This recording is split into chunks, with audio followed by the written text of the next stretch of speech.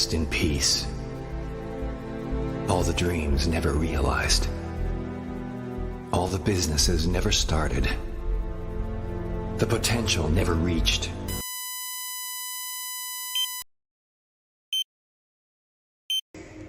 It is time for you to welcome the light.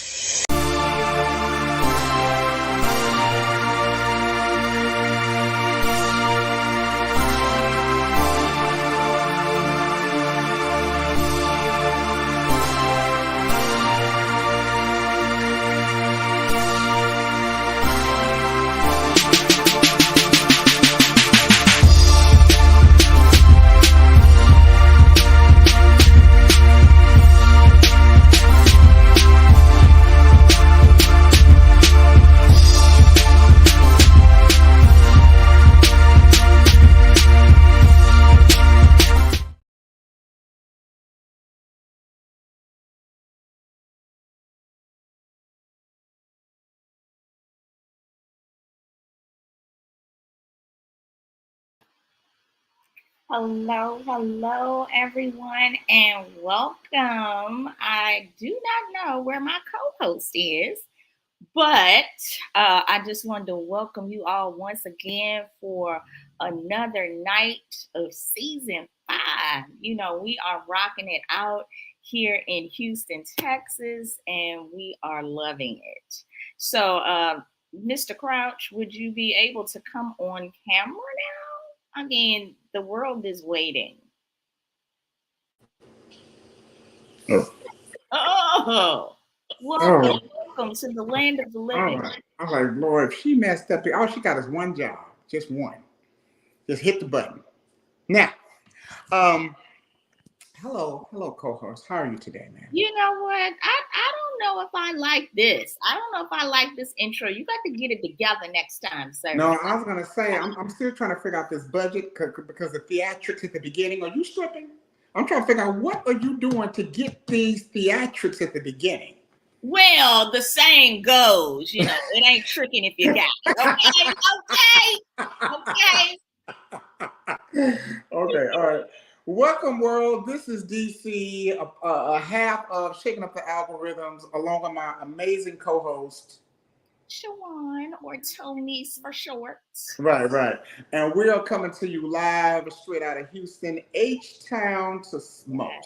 Yeah. And we have an amazing show tonight. We have an amazing a guest on, and you can tell the world who she is right now whenever you're ready, ma'am. I will definitely do that, Crouch. As you can see on the screen this evening, the title of our show is entitled Take Me As I Am, and the effects of childhood trauma on adulthood or in adulthood.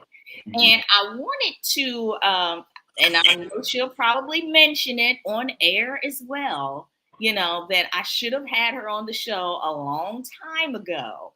But thankfully, you know, we were able to get her on, and I'm super excited. This is not only someone that I know professionally, but I also know her personally. We have been sister friends for over 20 plus years, and she's a phenomenal asset in her community, and I definitely wanted to bring her on to kind of introduce her.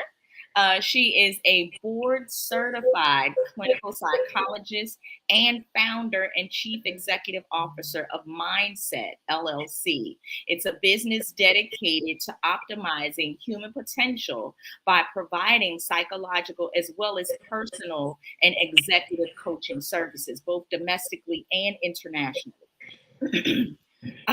Her and her team are dedicated to providing top quality service designated to educate, empower, and encourage the pursuit of personal and professional development. She, again, is the founder of Mindset LLC, which was created in 2011, and it brings vast experience in behavior modification, crisis intervention, and trauma-related disorders. So with that being said, I've got to introduce my girl, my sister friend, Dr. Shamika Scott. Welcome. Hey, everybody. I just want to know why it took me so long to get up on the screen. So on. You know what? I had to do my little intro. I had to do my. I'm talking about on the show. See, I knew she was gonna do this, y'all. Why you gotta clown me on my platform? Okay. No. I'm thank you for having me, you guys. I'm very honored. I'm really happy to be here this evening. Thank you. I'm glad. It's so good to see you. This is not my house. I just want to know, this is that virtual background, and it's ugly, but it's the only one I can find. So everybody, it's hilarious. Yeah, now the world knows that's not. That's funny as hell. No, that's not me. I'm gonna say that's a badass piano in the back. Okay, we all right. That's beautiful. Right. Only thing I play are cards. That's the only thing I play. I play cards. That's it. Well, tonight this is a very touchy subject, a very deep subject. We're going to be uncovering a lot of layers on this show. I knew what it was about a few weeks ago because we discussed it, but to bring reality of what it's about, it's going to be a really, really very transparent show that we can learn a lot from each other and a lot about what we bring to each one of us bring to the table regarding the subject matter. So I'm really looking forward to getting into that whenever y'all are ready. Yes, so am I. So am I. And not to, put a little extra spill out there, but for those of you who may not know, Shamika is also a published best-selling author. And and I'm trying to emulate her in her footsteps, okay? I'm trying to get there. But in her book, even in a lot of what she wrote about in her chapter, it even talks a little bit about her personal upbringing and how she was allotted a certain level of family support. And one thing is something that I wanted to touch on as well, because a lot of times most people that have endured some type of trauma are lacking a lot of support. And by her bringing that up in her chapter as well, it just solidified how, even though sometimes you can endure certain trauma, when you have positive reinforcement around you, it can actually help to deviate you from going down a negative path. And she represents that. Like I said, we both personally have gone through a lot of traumatic experiences. And due to, again, having the support or having, positive people in our lives to help steer us in other directions, or even positive experiences, or, things that we'd like to do to help us to, or deter us from going down certain roads. So that's definitely something, that we both share. But what I really wanted to touch on too, Shamika, and also I wanted to say thank you so much for your service. Thank you. United States Army, it's been years. I wanted to thank you so much for that. But you encounter so many individuals, even in that arena, that are dealing with trauma. And it's not always just trauma from actual combat. A lot of times people are dealing with baggage that they had before they even came in. And now it is presenting itself in other areas. How are you actually, or how do you deal with that professionally with the people that you encounter? So, you're right. You're definitely right about that. And just a plug on your book. Thank you. Thank you. Thank you. The book is awesome. And just for all of you guys, I am Shakira. And so, but how do I deal with that? I think, so when you're talking about military, that's one context. A lot of, as you said, a lot of service members that I encounter, they come in with pre-existing trauma. And in combination with that pre-existing trauma is complex trauma, which is when you've had multiple traumatic experiences. And so being able to tease apart, which one we need to address is the first step in how we deal with it. Because I mean, all trauma is bad, if you will. And so being able to work with patients to say, okay, and I use this analogy, how you have bullies in school and they have a little posse, right? But when you knock the bully out, everybody else stand down. And so when you're looking at complex trauma, different, some people have had trauma back to back to back to back. Right. But when we find that one, that's the bully, then the rest, the symptoms will dissipate for the other ones as well. So that's how we deal with it. That's how I deal with it initially. That's a good way of looking at it. What you got to say about that, Crouch?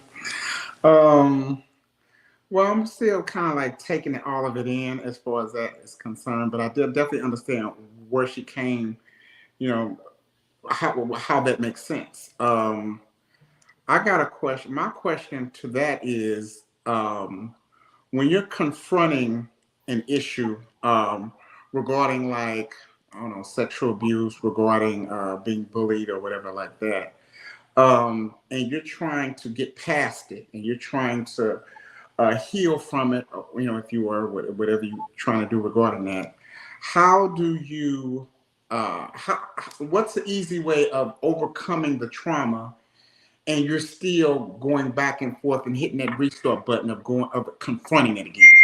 Like, say for instance, if I got beat up as a kid and I forgave the guy and I got past the bully, but yet I'm being confronted by another bully, how do I overcome that fear of the next bully when I get confronted with it again? So I work from an approach that's something that I kind of developed, and it's called ACT, ACT, acknowledge, confront, and triumph. Okay. So the question that you're asking is, let me just say it from a more, let me dumb it down for myself, okay? And essentially, it's not about getting over the trauma. What it's about is finding the growth in the trauma. Because the experience will always be with you, right? But the goal is for you, because most people who have experienced trauma, they organize their life around the event as if it's still happening. Okay. And so that's the key. The key is to teach you how to be in the present. Okay. How to be in the present, and how to and knowing how to tolerate the thoughts that may come, the different triggers that may come, where it won't be a regression. So going back to your example of the bully, where you may see somebody that have traits of an individual that bullied you when you were, I don't know, in middle school. Right. When you were in middle school, you would avoid that person as much as you can, right? But now, after going through therapy or whatever, whatever, we'll say therapy because that's what I do, you won't avoid no more. You will confront. And I don't mean confront physically or aggressively, but I mean confront your fear, because you're operating off of the fear of what happened before. Correct. You see what I'm saying? And so you're projecting onto this person the things that has happened before. And you may interpret this person as a bully, and they may not be. Correct. They just may have traits that remind you of the person that bullied you. Right. So that's the thing with trauma, is really teaching people how to be in the present, because you get stuck. You literally get stuck. Yeah. Gotcha. Yeah. And that's really a good way to put it out there for people, because I would have never, thought of it that way. But really, now looking at my own baggage, that's really what it was. Although I was living, I was still reliving everything. You know what I mean? So by doing that, it didn't allow me to really live life authentically, because I was still living and still taking on those feelings and emotions from when I was a child. You know what I mean? And you're right, projecting those moments in my now adult life and how I dealt, how I interacted with people. So that's really good. I like that you said that. Another thing I want to say to kind of piggyback off that is that I think about what because I went through counseling and stuff a few times in my life, and the best thing for me to allow me to not deal with triggers and stuff is writing. That's why I got the poetry really, really heavy. And one thing I learned about poetry is it allowed me to not lie to myself anymore. Right. It allowed me to say, okay, now look, you're held accountable for this. You're writing it out, deal with it, grow from it, so you can present, so it can be beautiful and colorful, so people cannot feel like they're the only one going through it. So writing has been my savior, so to speak. And I know everybody has their own thing that can help, but a lot of people, until they get to that point of utilizing something that helps them heal, they lie to themselves a lot. Oh, it's not me. Oh, it's not that. Or you deflect. You do all these things, and if you don't find something to help you through that, how do you get over the point of heal? Like, what is a thing that you can do that can help you get past those triggers? If you don't develop something that helps you, like, is it just prayer? Do you just meditate, or what would you recommend? I'm laughing when you said, "Is it just prayer?" Because last weekend I spoke at my auntie. She does a conference, and I spoke on trauma, and I posted on Facebook. Church people, they hurt too. That's and they lie to themselves too, because what happens is that they begin to anesthetize the pain through church. My grandmother went to church. If the church doors was open every day, she would have been in there every day, right? Now the thing about it is, like I was saying, working through the model that I kind of came up with, is that first you got to acknowledge it. And that's what you're talking about, David, in terms of the lying. First of all, you have to acknowledge where you are. And it sometimes it doesn't always take a therapist. Sharon, I can remember when we were freshmen at Virginia State, and we would be in my dorm room. We would be, because we lived next door to each other. And then she just decided she was just going to move in. But I mean, we would sit, Shawan and I would sit and talk about, things from our childhood for hours. For hours. And it was because of the fact of the twinship that we had, the similarities that we had, that at that time I couldn't afford no therapy. Right. So you understand what I'm saying? So we became each other's therapists, so to speak. So the healing, some of the healing, at least came through the bond of friendship. And so that's why I say sometimes sometimes you don't need a therapist. What you need is a listening ear, a non-judgmental ear. Correct. And somebody to call you on your stuff. Correct. Yeah. And so that's the acknowledge part. The confronting part is when the therapy comes into play. Because it's so many different, trauma, it affects the whole body. It does. It's not just something psychological. Within the past, I would say 30 years, 20, 25 years, now research has really solidified how trauma, it literally impacts your immune system. Hello. You know, because it your cortisol levels, which is your stress hormones, that's just pumping nonstop, especially when you're under chronic stress. It doesn't shut down the way that it's designed to. Yeah. And so that's why it's so important to have that support system, like I was talking about, that friendship. And if you don't have that, then being able to acknowledge the fact of that I need someone. One thing I tell my patients is this: one, I'm not a traditional psychologist, so don't come in here wasting my time. Two, if you're ready to work, we can work. I'm not going to take you out to the ocean and leave you there to sink, because you got to realize what I'm doing with you is like open heart surgery. I'm opening some deep wounds, and I got to be able to tie you back up again. You see, so that's where the acknowledge part and the confronting part comes in, because you got to do the work. I can't do it for you. You got to do it. I think what makes therapists so amazing is that you have an accountability partner.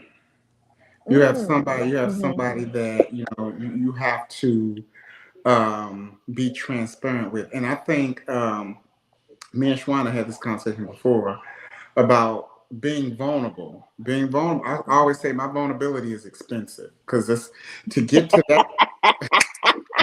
I'm stealing that, honey. Right. I'm stealing that. To get to that place, if I'm saying, okay, I give up rights of control. Yeah. Because we're control freaks. I give my right control and let God do what He's gonna do. Because we're manual, we're hands-on. So you're saying I can't be manual. I gotta just let things happen because I trust you, and my trust has been damaged because I'm in this raggedy ass world that made my trust that made my trust horrible. You know what I'm saying? Right. So my thing is, you battle in spirit, you battle in flesh, and there's a fight every day.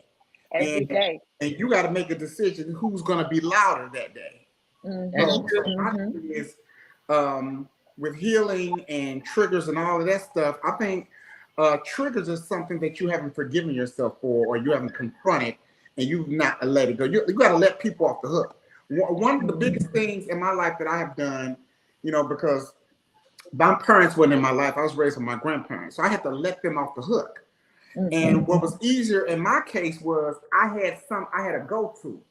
I never missed them like that because I had somebody in place. So it was the transition was easier.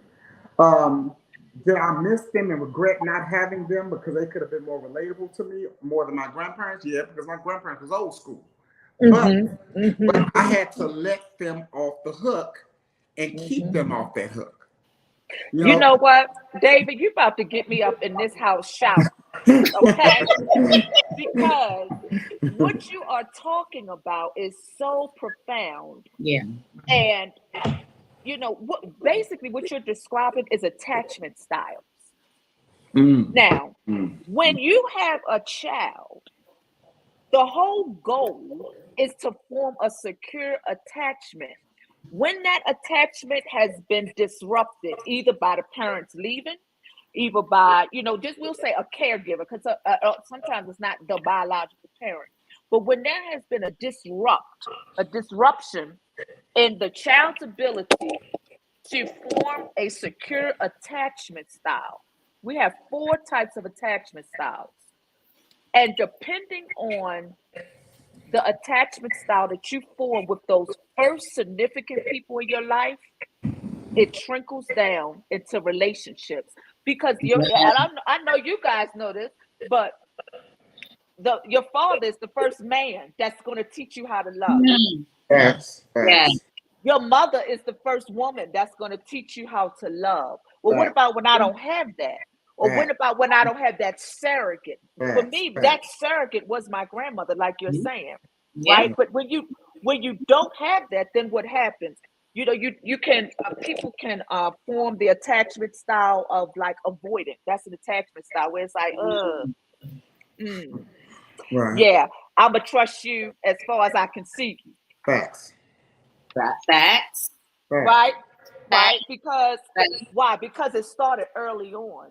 And then another thing is, if your mother and father ain't there, who is you? Who's the next person?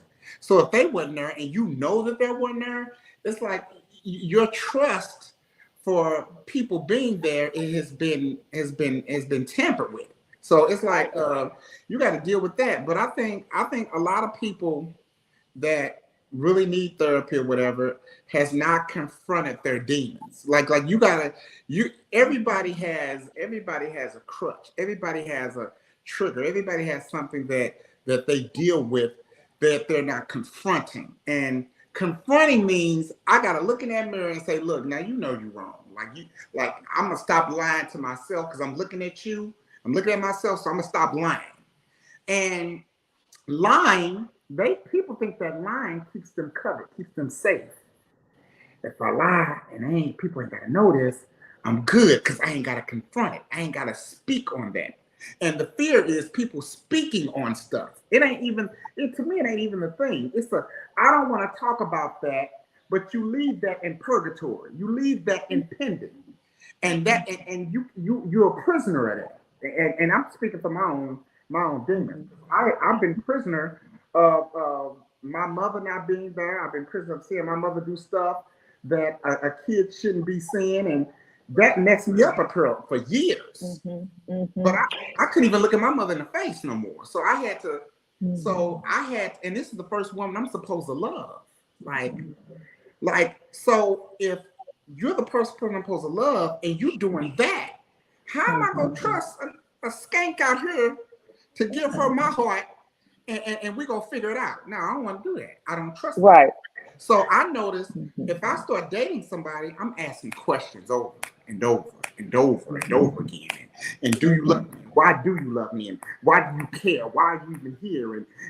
And my thing is, I'm like, dang, I'm still struggling in that area.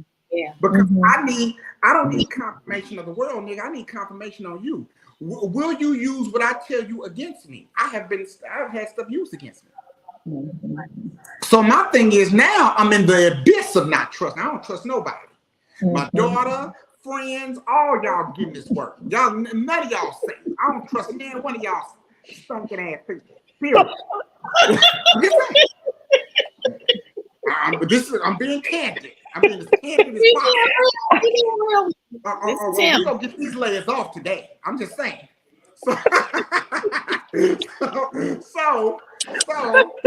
So one day I had a conversation with my daughter and I said, look, honey, my anger has nothing to do with you.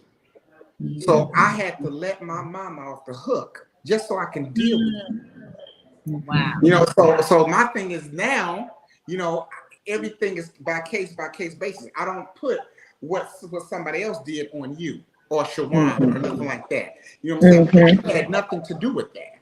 You know what I'm saying? And I like how you said, be in the now. Yeah. Because the now eliminates a lot of that. You know what I'm saying? Because that past will keep them triggers tight and sharp. It's working out. It's just working out. It's strong as hell. You weak as hell and you wonder why you're tired because it's strong. The triggers are strong. So well, I don't know if they skanks.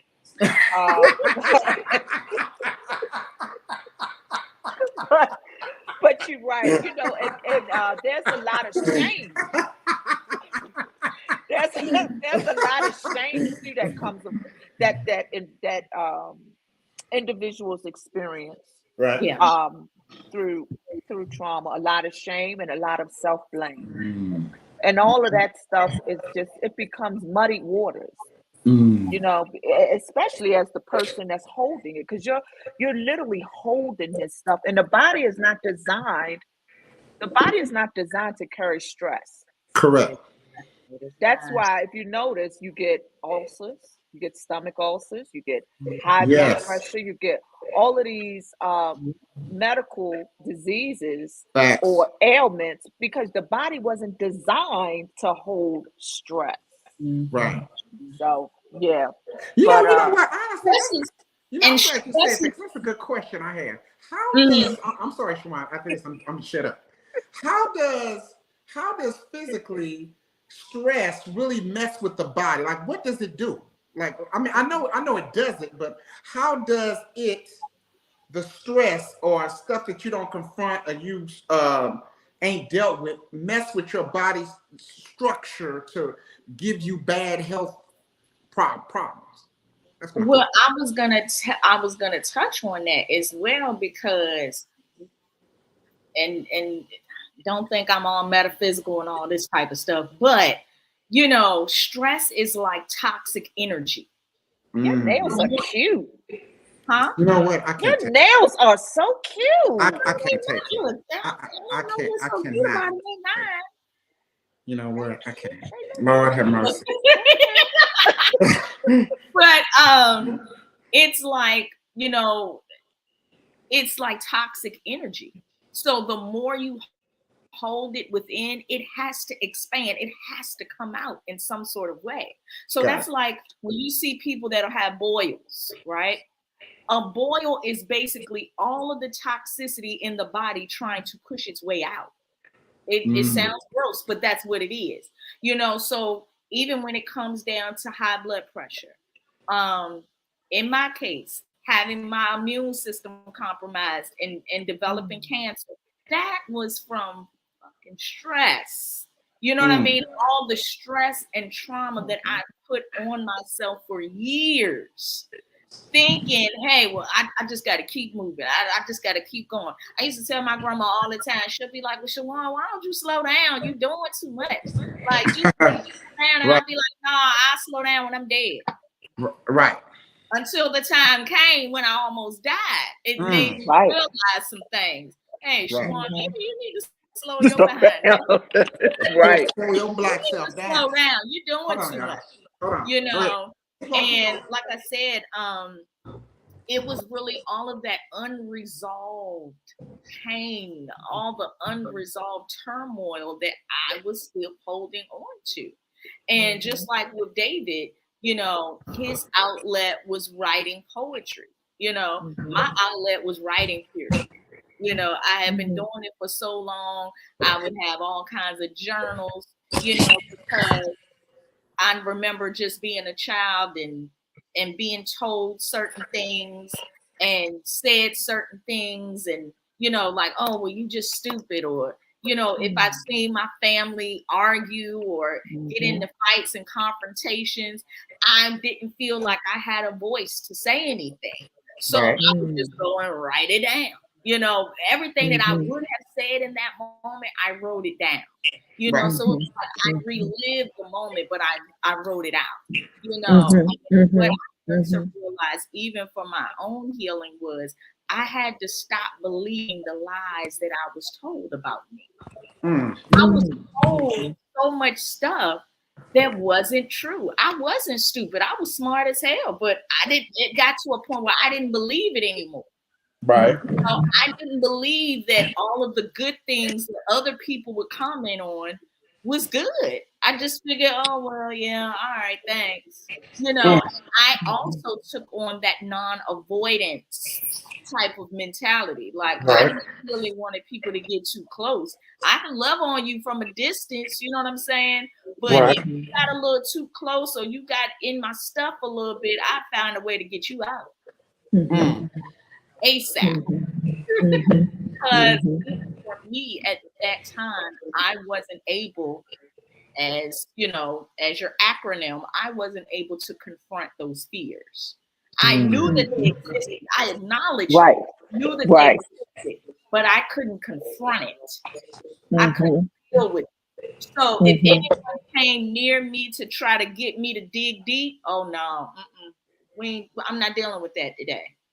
We'll do that tomorrow, you know, but tomorrow never comes, you know. So, you know, it does take confrontation within yourself to be able to, you know, master your own healing. And so I'm a living witness to that, y'all. But yeah, the whole health situation, oh yeah, stress And one of our viewers said stress causes inflammation. It does. I deal with inflammation on a constant basis. So I'm still healing, in the midst of my journey. But I feel that now I've really developed certain tools and attributes that help me so that I can better myself, so that I don't continue to pass that cycle on to my children. That's the main And I'm glad you said that, because as you was talking, what I thought about was generational trauma, right? I spoke a little bit about that last week at the conference, and sometimes when we don't have people to talk to, we talk to the people that's closest to us. Right. But they can only give you a limited perspective because, and I'm talking about family members, because they got their own baggage. They got their own stuff. Prime example. So my grandmother used to always tell me that I don't want you ever dependent on no man. I want you to be because I don't want you to be beholden. Right. She would use that word. I don't want you to be beholden to no man. You can't trust them. Right? That sounds like Mama Cheek. Oh my God. Yeah.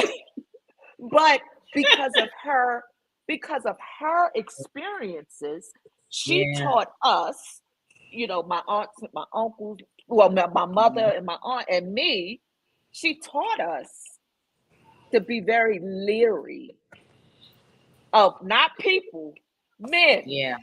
Specifically men. And you carry that. Right. And you carry that on as you become an adult. But it has nothing to do with your trauma. It's everything that has to do with their trauma that has now been projected onto you. Right. Correct. Yes. Yes. I'll definitely agree with that. Absolutely. Definitely agree with that. You definitely approach. Well, I'm glad you agree. Another thing I want to say about that is you said something earlier that is so true. Sometimes it takes a hard confrontation to deal with that stuff. Like, sometimes it takes like to me that brings it to light. Like we've all been confronted about something in our lives, or something about our person, or something about how we are as a person. Our character has been compromised by people saying certain things. And I think the one thing about me that I really don't trip off of is what people say about me or how they judge me. Like I'm older now, so I don't really trip off stuff like that. But you'll be amazed how many people are affected by what other people say. And I feel like you become I'm from the old school where she said, my grandma said, that ain't what you called, it's what you answer to. But my thing is, I mean, what are you answering to? Who are you? Who do you say you are? Who does God say you are? So, but sometimes that takes a hard confrontation to deal with that thing. And you got to be honest. A lot of people say you got to tell the truth. And that's true. You have to be honest with yourself. Like, that's the only way that healing can even build momentum. If you're being honest. Let me tell you, David. So I didn't get married until I was in my 40s. Okay. And beautiful wedding, by the way. Beautiful wedding.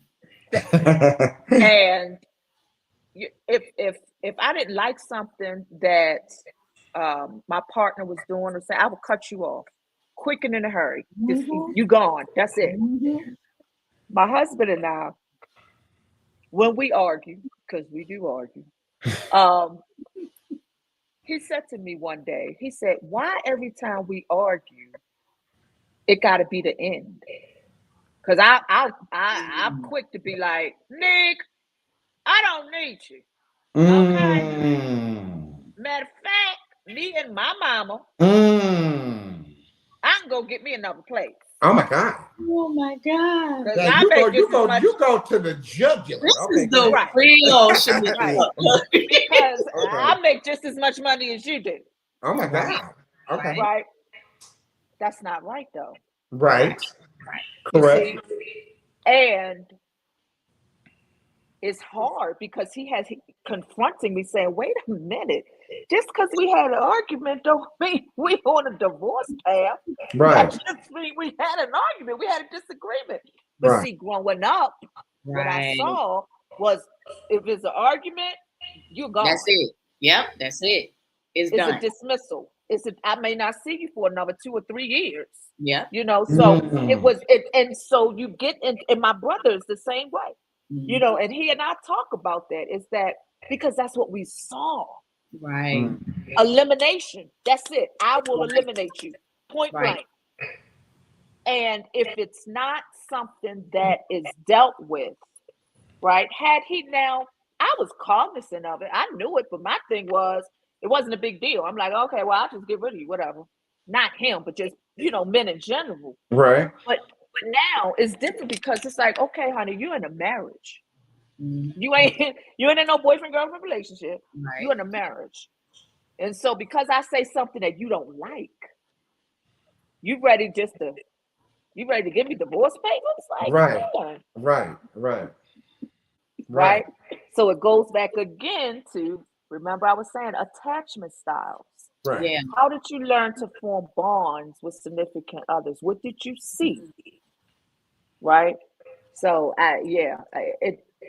and so it's difficult. This is not something it's a journey. It is. You know, it's a journey, because a traumatic event can last, let's say, 20 minutes. Yeah. The event, but the effects can last your lifetime. It sure Correct. is. Correct. Can linger for years.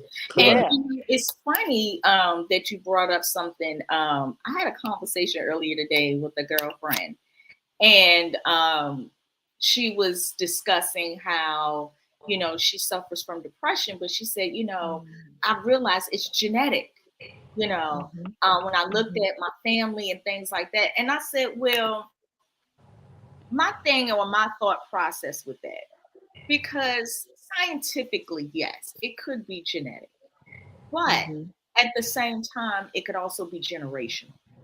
So I feel like a lot of things when it comes to depression, or even taking on the acknowledging, or how should I say, wearing the title of depression, put it that way. When you wear that title, you're basically saying, I am this way because somebody else was this way.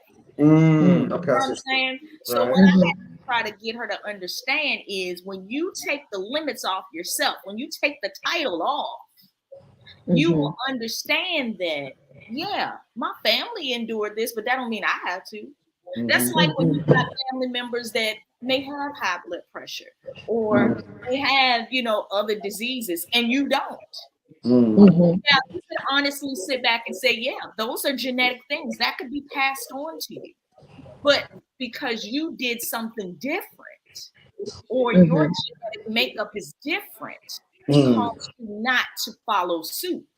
So it's like, I feel like that's the same thing when we take on things, whether it's trauma related or emotional responses that way. When we take those things on, we now put ourselves in a position where we're wearing a title that we didn't necessarily deserve. Because a lot of times where we are is because someone else projected that on us. You know what I'm saying? We grew up with those projections, you know, of other people's ideals, other people's fears, other people's defense mechanisms, and they put that on us. So now we've taken on that banner, and we're wearing it, not even knowing it wasn't ours to begin with. And you know what? I got something to say about that real quick.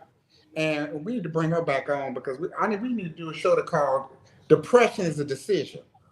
I said it. Depression is a decision, because whether you take medication, medication or not, nigga, you still got to confront it. You still got to deal with yourself. You still got to stop lying to yourself. Whether you hallucinating or not, you still got to deal with you. Period. I'm being honest. Now, if you hallucinate, we're gonna have a different conversation, David. Now, and I go with that scripture in the Bible, and I'll say it this last podcast we had. You know, the man by the pool. God said, Jesus, do you want to be healed? Now, why would he ask him something he already know the answer to? So the man said, yeah. He said, well, pick up your mat. Well, Jesus didn't even help him up because he knew how strong he was more than he did. So my thing is, everything you incorporate or that you compile on is a decision away from escape. Correct. Go ahead. So, David, I'm a disagree with you about depression. Depression is a decision. Okay. For several reasons. Go ahead. One, going back to what Shawan was saying, that it can be biological, because we know, and especially if you are the child, if you are the first child of your parents, that first child, generally we find that there's a connection if the parent has suffered from depression. Okay. Now, when there can be stressors that happen in life, okay, that bring on situational depression. So, for example, I'm depressed when I don't got no money. As soon as I get money, I'm feeling better. Okay. Right? Depression is not just the blues. And that's where people get it twisted. Okay. When somebody is depressed, I mean, it's heartbreaking, because now you're intertwining you're having a dance with suicide. Okay. Because the two go hand in hand most of the time. But right? but what is making them depressed? What is making them say? What is making you say? It depends. It depends. Like I said, because situational stress. Whatever trigger that is, you're a slave of that. You need to deal with that trigger. Then you need to deal with that. But what about the individuals that don't have a trigger? What is it? Give me an example. Give me an example. Prime example.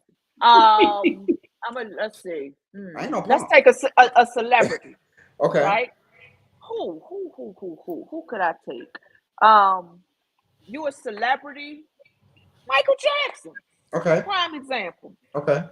I don't care. Mary J. Blige. How could because I was going to bring it up. Exactly. Yes. You know, they used to call me Mary J. Blige in college. Yes, back in the day. Yes. You were the blonde bombshell. You still are. Okay. Okay, I need y'all to focus. Come on. Okay, come on. And I'm talking about before she married Kendu, whatever his name was. Okay. She was on top of her game. The My Life CD. Yeah. Blew up like the 411 was good, but you know, when she came up with My Life. Yeah. But she was majorly depressed. She was experiencing a major depressive episode. Okay. Nothing in her life from the outside, we would be like, what are you depressed about? Right. You got money. Right. You got the things that you need. Got prestige. Right.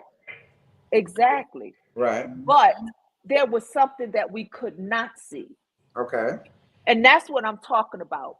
I'm not talking about the things. I'm talking about those individuals that on the outside, they may have everything where you're like, what in the world would you, why are you depressed? And they will tell you. Now, a person they'll tell you, I don't know why.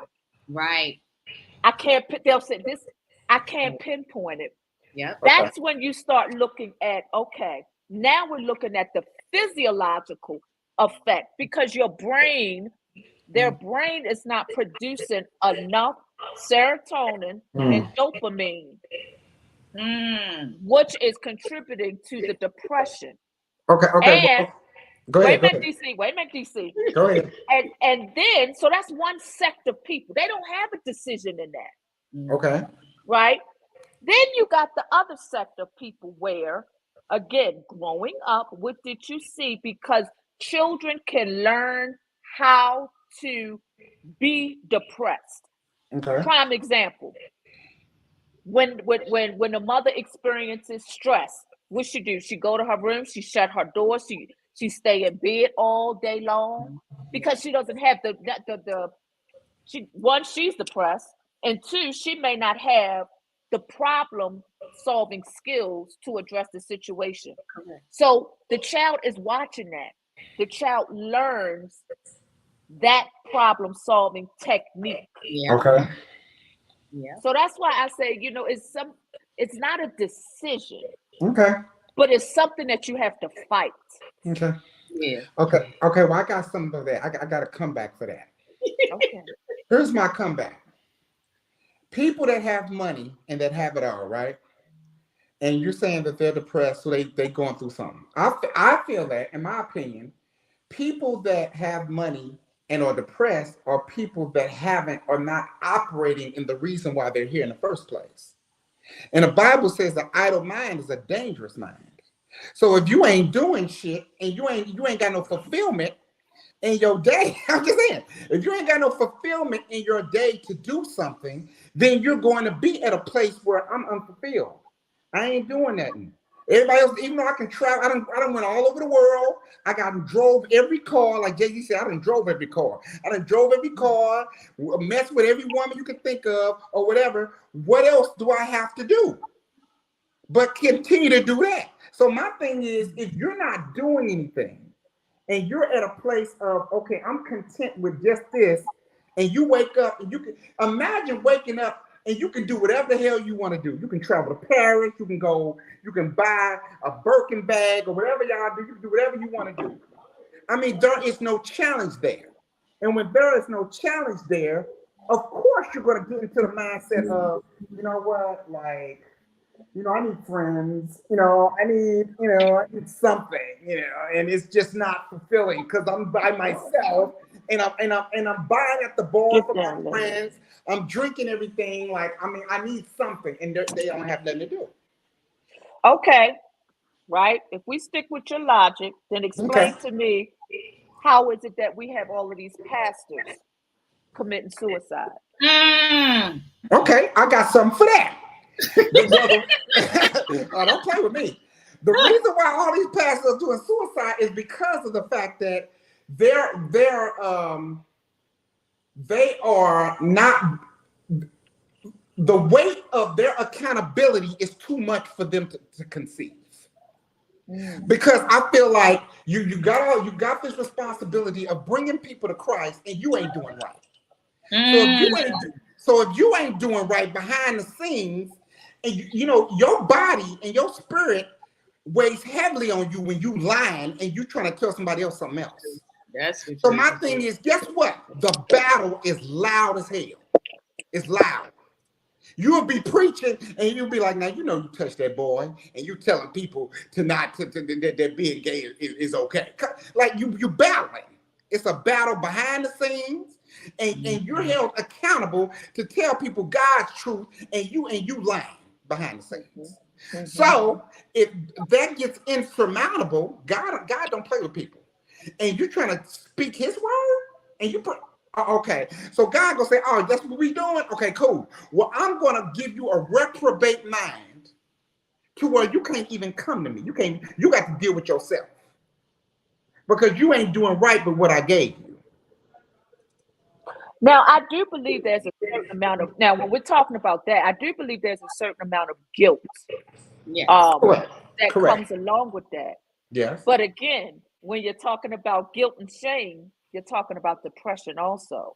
Okay. And there's still individuals that are born with a susceptibility to depression, which means that goes back to what you were saying, Shawan. Like, for example, your father may have been an alcoholic. You may have that propensity to become an alcoholic, but that doesn't mean you're going to become an alcoholic. Correct. But you have a stronger likelihood because of the genetics. Correct. And that's the same thing with depression. If your mother suffered from depression, right? That's the biological part of it, is that you may be more susceptible to it. So, for example, the things that may get me depressed may not get Shawan depressed because her susceptibility may not be as high as mine. Right. Correct. You understand what I'm saying? I got you. I got you. So that's why I say it's not a decision. It can't be a decision because think about it. Who's going to wake up in the morning and say, you know what? I want to be depressed today. Now, you got people that wake up in the morning and want a pity party. Okay. But what, when you get up and you're struggling, what is allowing you to struggle? So my thing is, so you're telling me, and I'm not saying this is not right because I've heard this before and I did research on depression. I'm not saying that it may not be it had nothing to do with a mental imbalance, because I'm pretty sure that has to do with it. I'm not gonna say it doesn't. But when you get up, you know right and wrong, you know good and bad, you know all these things. You have a cognitive, instinctual nature of knowing what's good and what's not, what's uncomfortable and what makes you confident. So if you choose to stay, it's almost like being in a pool, a mess, and the mess is so comfortable, and you know it's wrong, but you don't want to get out of it. That's what it feels like. But this is the thing. When someone is severely depressed, their ability to think strategically, to make decisions, or logically, right? All of that is compromised. Correct. Because remember, your ability, you know, your I don't want to get all scientific, but the prefrontal cortex, that's the part that allows you to wake up, to do what to make your agenda, do what you're going to do today. But when you are severely depressed, that becomes compromised. And if you've ever been around somebody that is severely depressed, they will tell you they can't make a decision. They'll say to you, I don't know. I mean, whatever. I don't know. Because they literally don't have the mental or the psyche energy to do that. I'll give you that. Now, my thing is, this is what I'm not hearing, and I'm gonna throw this in there. I'm not hearing that how strong prayer is. So I guarantee you put 5 or 10 Negroes together, and they touch and agree and believe in healing or getting past that, because a lot of this it may be psychological, but you're still dealing with tangible circumstances. So if you go to the spirit and say, hey, I don't like what I am becoming or what I am. I don't feel comfortable. I don't feel safe within myself. And you confront that. That's why therapists are really good to have. I think therapists are really good to have, honestly. I ain't gonna lie. Because I've been to several and they've helped me a lot. A lot of stuff that I wasn't even aware of that I did. And I'm like, dang. And they let me know that. So once you know, you're held accountable for what you know. So if I tell you you're depressed because of this, and you're not confronting that, and you're staying there, that has nothing to do with what you're not aware of. Because you can tell me that I need to get to Indiana. I know I need to get to Indiana, but if you're not giving me the roadmap, I could care less you telling me. I agree. That I need to get to Indiana. Tell me how to get to Indiana. I agree with that. I agree with that. You see what I'm saying? Shamika, that's what I was saying, how therapists are really good. So I agree with that, them, because they gave me my roadmap. So I definitely agree with that. Now I want to say something about the prayer. Okay, go ahead. Now that's the spiritual side. Okay. Depression is a spirit. It's a spirit. Let's go. So you can get 30 people together praying. Hello. But if you don't believe it, that's it. That's what I said. It don't matter. That's what I said. It don't matter. I said you have to believe in it. I agree. I definitely agree with that. I mean, that's the key. You know, but see, this is the thing. I believe that you have to be delivered from that spirit, because it is a spirit. Believe me, I know. When you become depressed, it is as if something has literally like come over you. Yeah. And you feel it, but you can't get it off you. It's like you just, I can't, it's almost like a cloak, that just, it comes on you and I you agree. know it. I agree. You know it. Oh, I've been there a lot. But So you yeah, I've don't been there. know, how to get it off. You don't That's know what how it to get is. it off. I like how you said that. And when I you, agree. and that's why I said it's this is a journey. I agree. Yeah, it is. It's a journey. Going back to recognizing triggers. Right. Okay, I know certain things, I cannot do certain things because it will elicit a depressive response out of me. So there's certain things that I just don't do. Because nobody is immune. Correct. Correct. Yeah. Facts. You, Correct. you That's understand what I'm facts. saying? That's facts. When I feel that spirit of depression coming on, Yeah. I know it because I won't want to get out of bed. Yeah. Correct. Got I it. want to stay in bed. And so Got I got to tell myself, Shamika, get up and take a shower. A shower is like mirror. A shower will do wonders. Correct. Right. I'm serious. Yeah. I'm telling you. It's almost like refreshing, right? Right. But that's the first step. Right. You got to get out the bed. Right. Got to get out the bed. But you got to know the signs. Correct. That's why I'm saying it's not a choice. Now, I know the signs and I continue to lay there.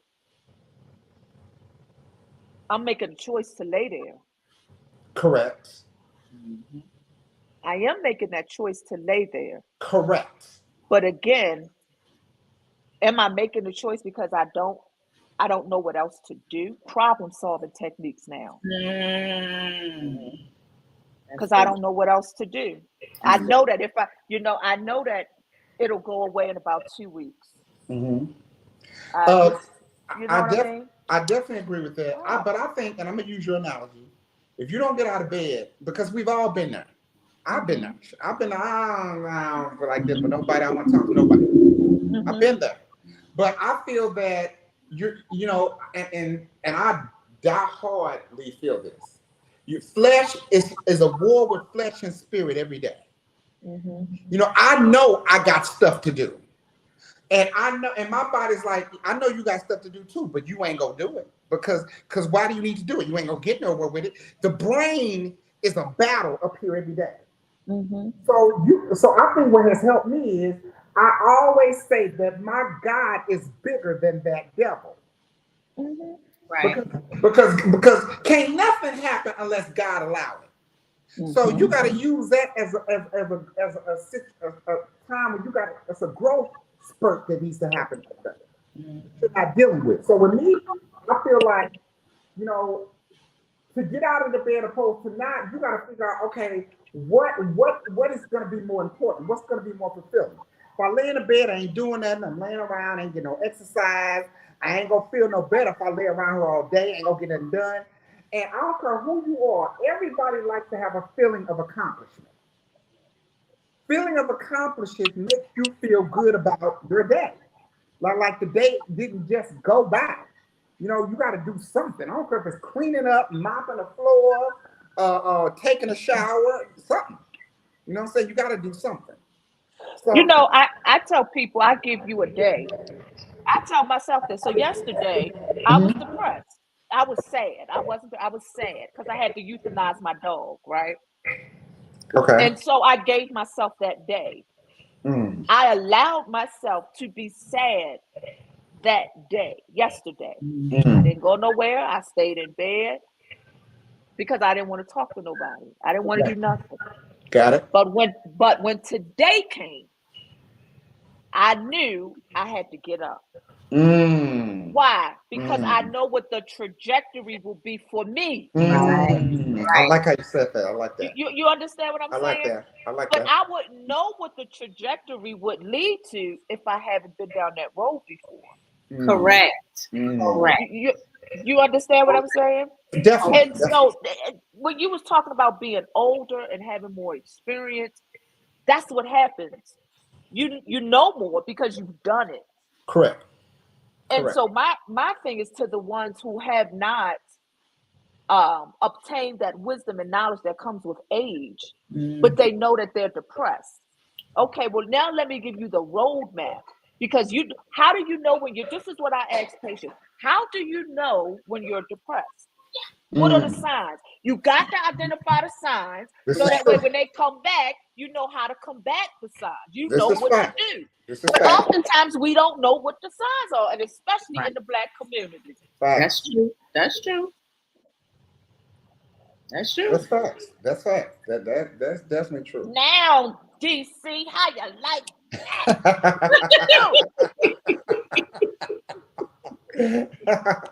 But honestly, you know, to piggyback on what you just said, I feel like therapists are the truth, because honestly, as a Black man, and you know, I really didn't care about therapy until somebody was like, David, you need to, because you know, because my mouth 10 years ago was real bad. Like I didn't take nothing from nobody because I was bullied.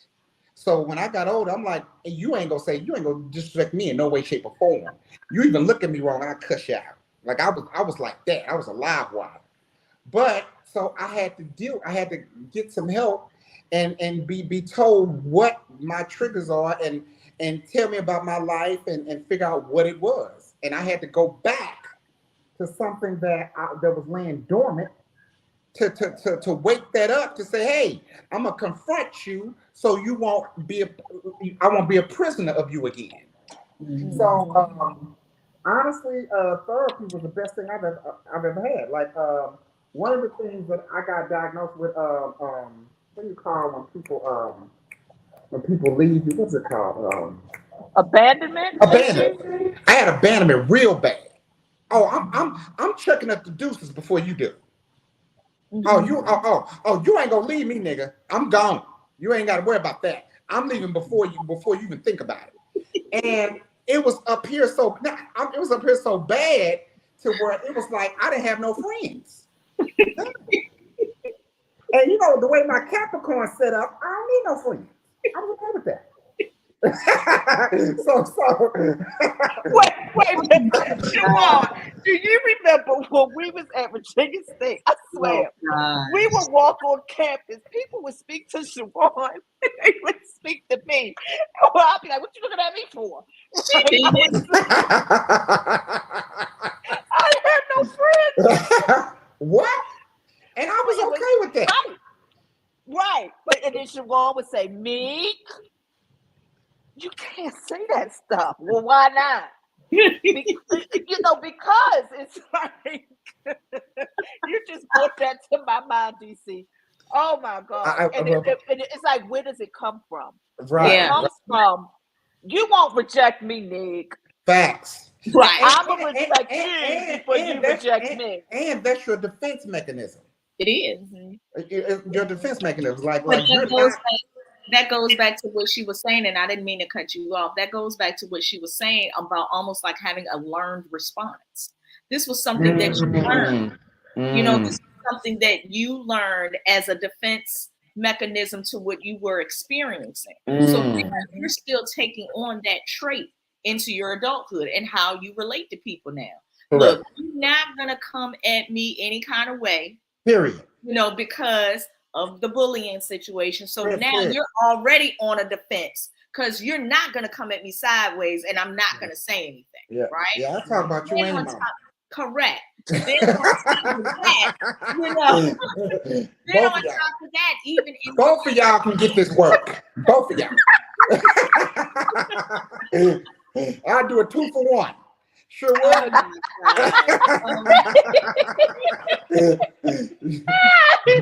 Stop it, Lily. Right. That's how it is. That's like even with myself. I feel like, you know, I've struggled with depression over the years as well. But it's like now I'm in a place where, just like Dr. Scott said, you know, I can recognize it. So, yeah, there may be some days that I just let the shit prolong.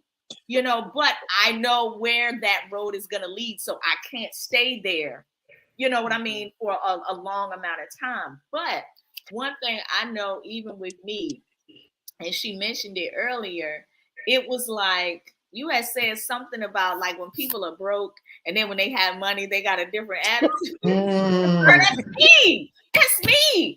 I can be, look, when funds are low, it's like I don't want to do shit. Right. Like I really don't. It's like everything about my day is non. As soon as I know some money's coming or I got some money in my bank account, we got tags. I'm ready to clean. I'm ready to go shopping. I got energy for days. I'm on Amazon, all that. But I realized again, that's a learned behavior. That was something that I saw my family members do when they didn't have no money. They weren't trying to do nothing. They just did nothing, you know. So it's like I picked that up. Retail therapy was my friend for a very long time, but retail therapy made me broke. It's kept me broke. So I've had to, you know, and that's why I said, even whether it's with depression, whether it's, you know, how the trauma of our lives tie in, right? It's almost like you now have to reprogram and recondition your mind. To, you know, to be trained otherwise, because you know, they say that the first 5 to 7 years of your childhood, that's when you're like a sponge. You pick up everything, right? But just think, everything that you learn from the time that you're born up until the time I say that you're about 12, that stuff sticks to you and it will carry on throughout the rest of your life. So whatever negative patterns or negative connotations that you picked up, you just gonna carry it on. You know, it's gonna come out in other ways. You know what I'm saying? So that it's like when you get to that point, you're damn, like for me, I'm close to 50. And now I gotta recondition myself from 40 years worth of trauma. Like, what the hell? Yeah. It is not gonna happen overnight. It ain't. It's not. It didn't take overnight for me to learn it. So it's definitely not going to take me overnight to unlearn it. But you know, I'm gonna tell you the reason why I kept saying about it's a decision away, because when you know that you're suffering from something, I don't like being a prisoner of that. Because my thing is, I know that that's gonna hinder me from maximizing my day or from doing stuff I should be doing. And my thing is like, I don't like leaving stuff unfinished. By nature, I like doing something. I like being creative.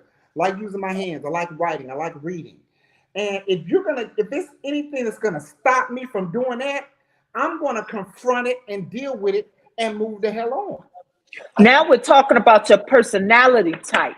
Correct. Okay. So that's a very type A personality. Right. What if you ain't a type A personality? I agree. I know everybody ain't me. Trust me. Trust me. And you know, sometimes, I don't know if you've ever gotten to this point, DC. I know I have, where sometimes you just get tired of fighting. You just get tired. You just that's like, deep. Whatever. I don't care. That's deep. You just get tired of fighting. I remember when I was stationed at Walter Reed, I tell this story. I was in a very, very bad place. I was in a very, very, very deep depression. And my supervisor at that time, she said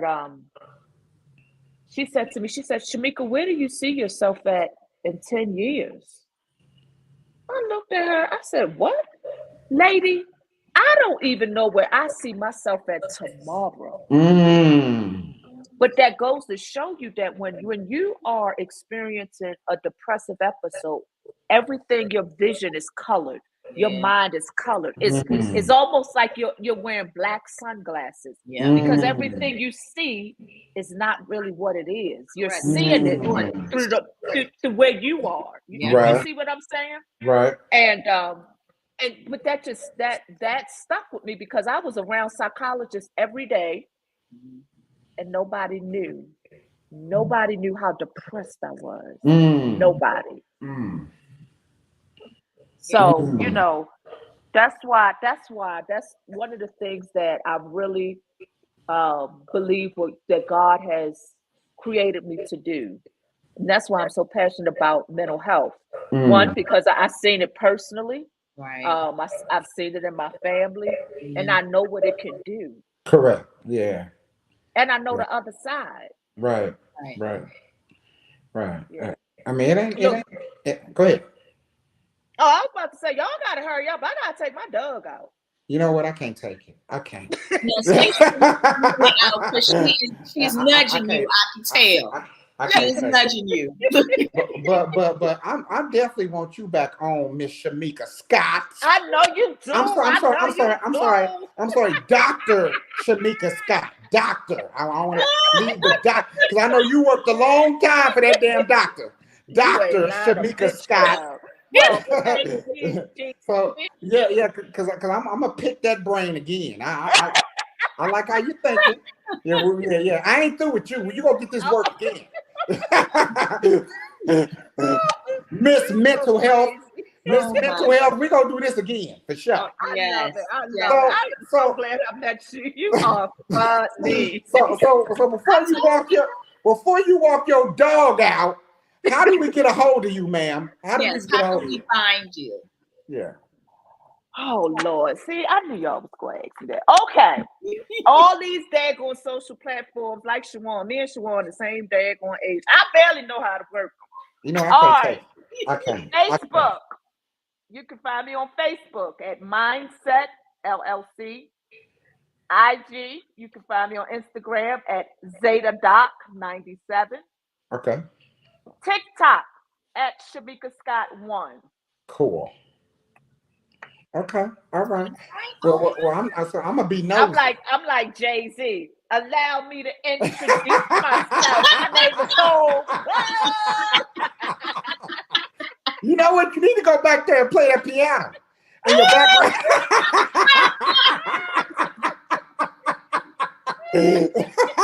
Oh my God. Stop playing with us. We want to hear you play that piano. Oh my God. But anyway, I love speaking to you. We definitely got to bring you on again for sure. Absolutely. This was truly a pleasure, and I thank you guys for having me so much. I love you, Shawan. I love you too. And what's the name of your book again? Professional Women That Boss Up. You can find it on my website at beacon.ai/mindset LLC. Yeah, I bet you was gonna put that up when I brought your book up, huh? Okay. Look, didn't I tell you I get depressed when I don't got no money?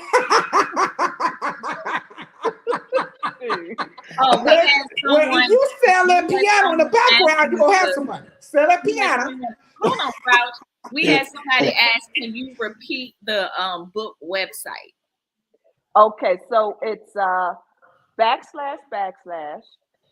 beacon.ai/mindset LLC.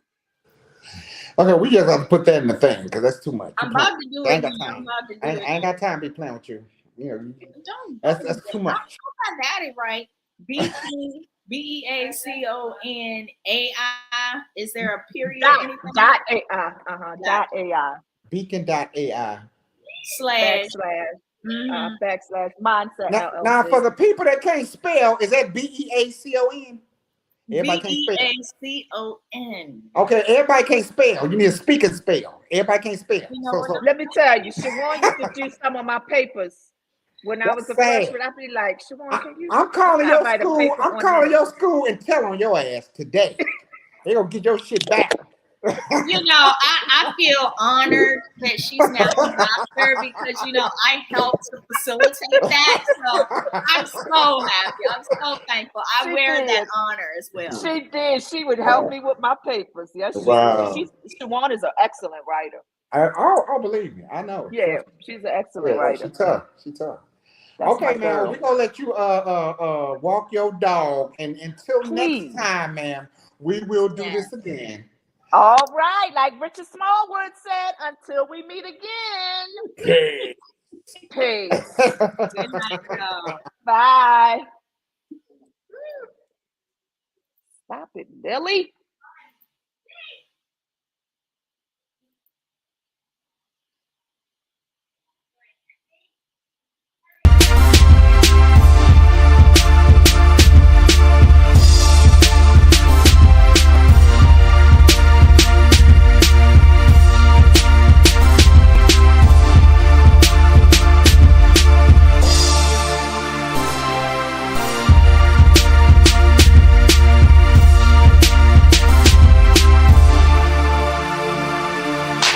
us on our social media page. Tune in for our next video. Make sure to like and subscribe. And don't forget to turn on